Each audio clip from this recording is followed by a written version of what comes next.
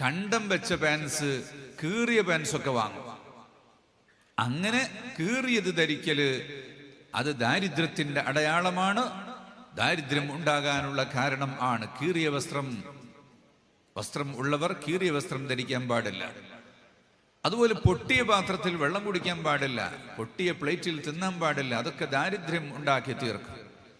Umar Khattab റളിയല്ലാഹു അൻഹുവിന് ആ പഴയ കണ്ടം വെച്ച് തുന്നിയ കോട്ടാണുള്ളത്. മഹാനവറുകൾ പറഞ്ഞു, നഹ്നു ഖൗമുൻ അഅസ്സനല്ലാഹു ബിൽ ഇസ്ലാം. അല്ലാഹു തആല ഇസ്ലാം കൊണ്ടാണ് നമ്മെ ഇസ്സത്തിലാക്കിയിട്ടുള്ളത്. വലൗ തലബ്നൽ ഇസ്സത ഫീ ഗൈറിൽ ഇസ്ലാമി അദല്ലനല്ലാഹ്. ഇസ്ലാം അല്ലാത്ത കോട്ടിലോ കുപ്പായത്തിലോ കാറിലോ വീടിലോ ആണ് നമ്മൾ അഭിമാനം തേടുന്നതെങ്കിൽ